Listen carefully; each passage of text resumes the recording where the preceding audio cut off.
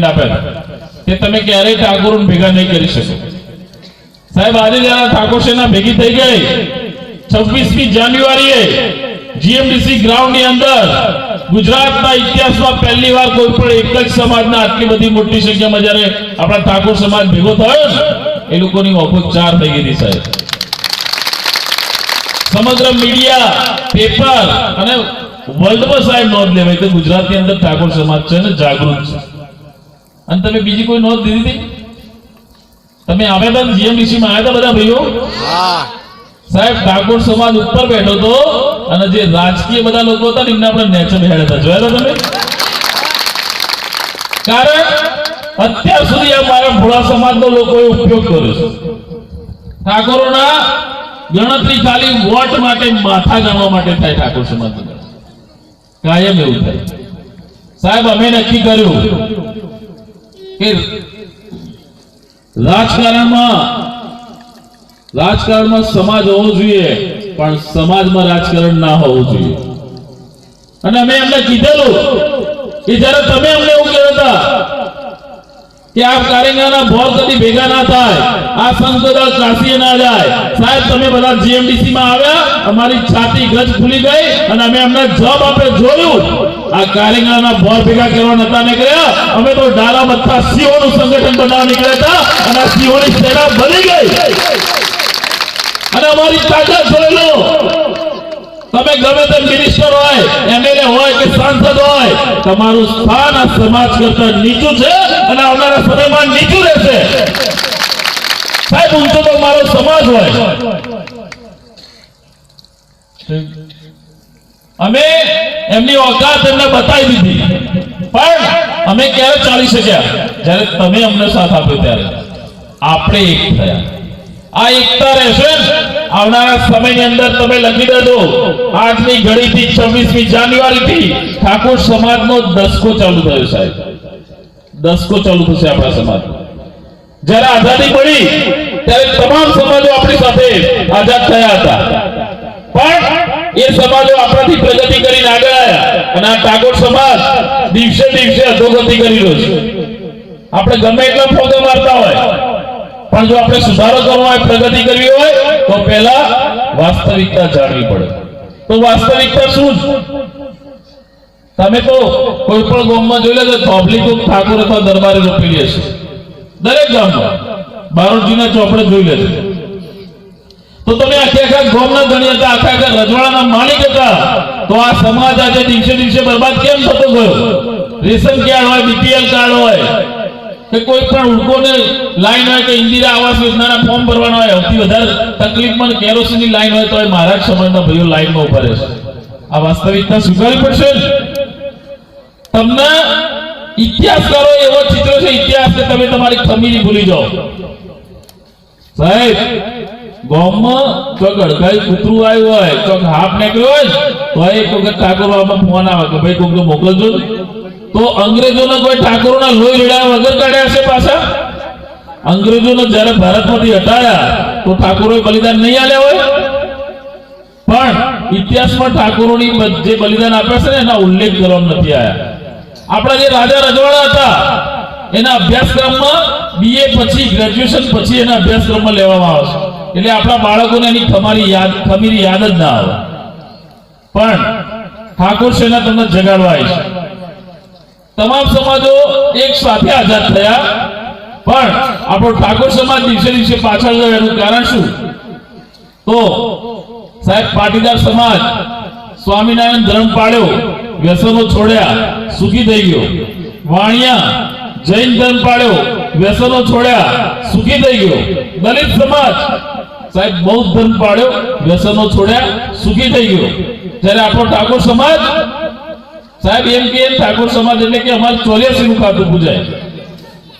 84 નું ખાતું પૂજાય તો ખાલી બે જ માતા નહીં પૂજતા, લક્ષ્મી સરસ્વતી જેની સૌથી વધારે જરૂર છે. અને શિક્ષણ આવે તો સમજણનો સંસ્કાર બે આવે. પણ આ બધા મહેમાન જે પણ આવે એટલે ફટાફટ બેસાડી દો ભાઈ.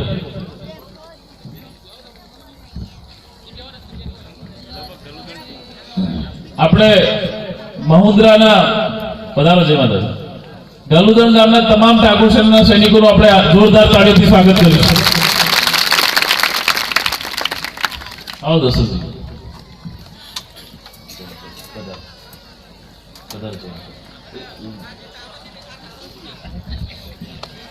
આપણે દશરથજી માટે એકવાર સ્પેશિયલ તાળીઓ પાડી.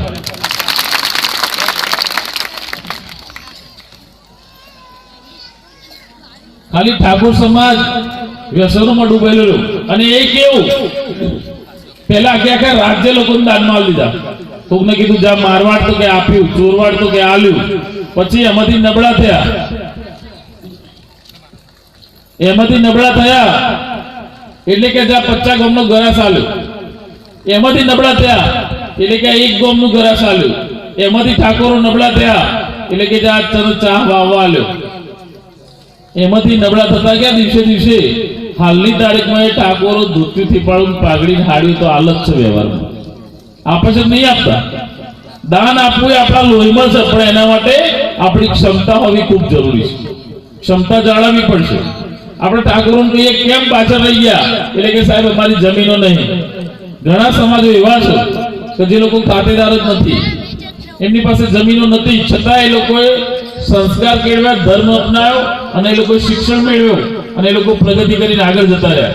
હવે આપણે પણ પ્રગતિ કરવી પડશે. શિક્ષણ અપનાવવું ખૂબ જ જરૂરી છે. તમે જુઓ, પાટીદાર સમાજ પાસેથી ખૂબ સારી વસ્તુ શીખવા જેવી છે. એમની એકતા.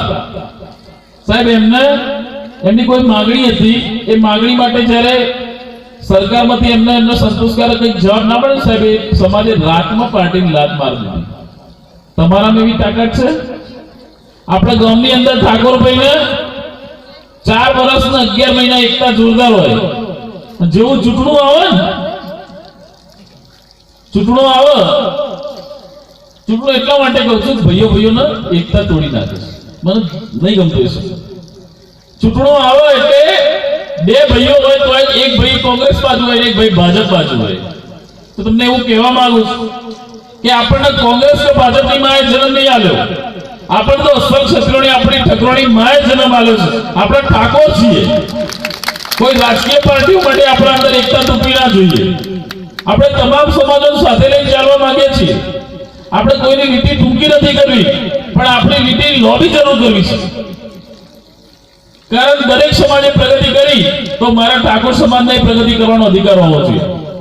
આપણા જે અત્યારે વડાપ્રધાન છે, પહેલા મુખ્યમંત્રી હતા, દરેક સભામાં ઉલ્લેખ કરતા 6 કરોડ ગુજરાતી, 6 કરોડ ગુજરાતી. સાહેબ એ 6 કરોડ ગુજરાતીની અંદર 2.5 કરોડ તો આપણે ઠાકોરો હતા.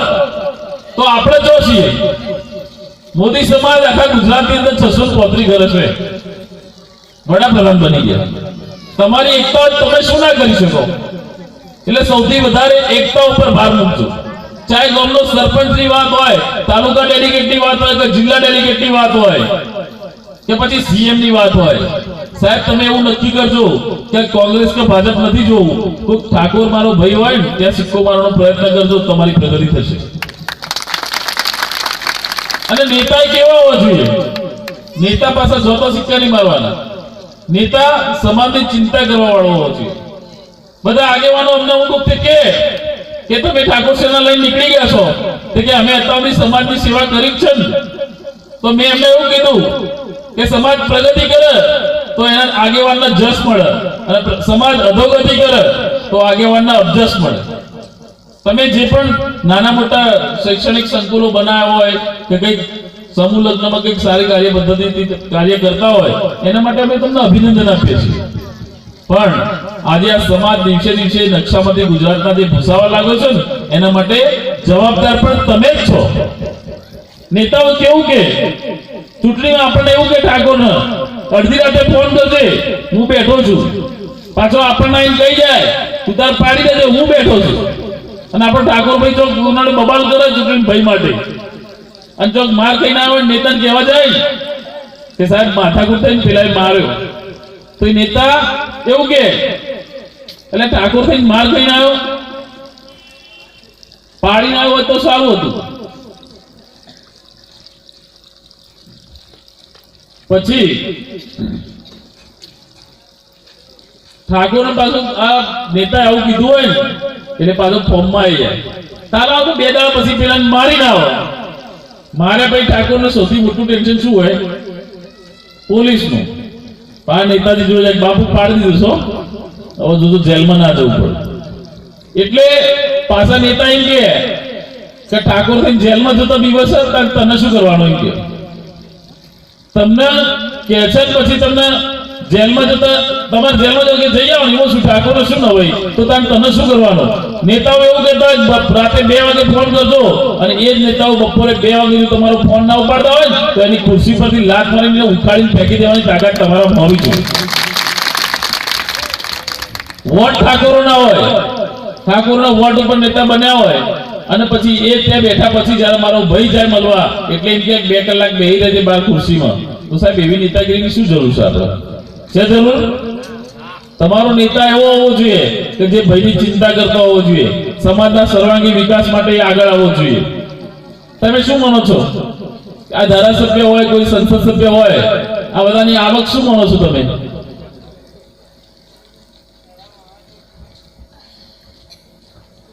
આ ચૂંટાયેલા આગેવાનો હોય આપણા સમાજના, એમની આવક શું હશે? તમે કલ્પના કરી શકો છો? અત્યાર સુધી આપણા સમાજના કેટલા આગેવાનો ધારાસભ્ય બની ગયા, સંસદ સભ્ય બની ગયા, એ લોકોના કમાણીની ખબર છે તમને? જેની 20-20 વીઘા જમીન હતી ને અત્યારે 2,000 વીઘાના ધણી થઈ જાય, ખબર છે તમને?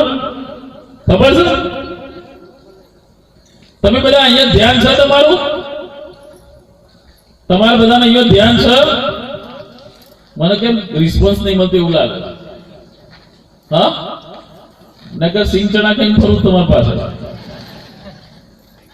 સાહેબ અહીંયા ચોટીલા ગયો ને ત્યાંથી સુરેન્દ્રનગર સભા બતાવી ને પછી અમારા ગોવિંદસિંહ નો ફોન આવ્યો. મેં કીધું હું આવીશ, તમને કીધું છે 110%, પણ માતાજીના સોગંદ હજુ ખાધું નહીં.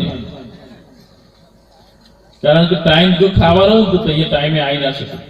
આ તમે ઘોડો લાયા ને પણ એવી સ્ટેમિના ના હોય ઘોડા ઉપર બેઠે, પણ સમાજના આગ્રહને કદાચ ના નથી પાડી શકતા. હું તમને જે સમજાવવા માંગુ છું ને ધ્યાનથી સમજજો. બહુ ગંભીર વાત કરી છે તમારી જોડે, કારણ કે 2-3 મીટિંગો થઈ ગઈ છે એટલે બધી જે ચર્ચા થઈ ગઈ છે એની વાત કરવાથી કોઈ મતલબ નથી. તમને નવી વાત સમજાવવા આવ્યો છું કે તમે જેને મોટો બનાવીને મોકલો છો તો એ વ્યક્તિ તમારા કારણે મોટો બન્યા પછી તમારે એની પાસેથી એનો હિસાબ લેવાની તમારી ફરજ છે. હિસાબ માંગવો જોઈએ કે ના માંગવો જોઈએ?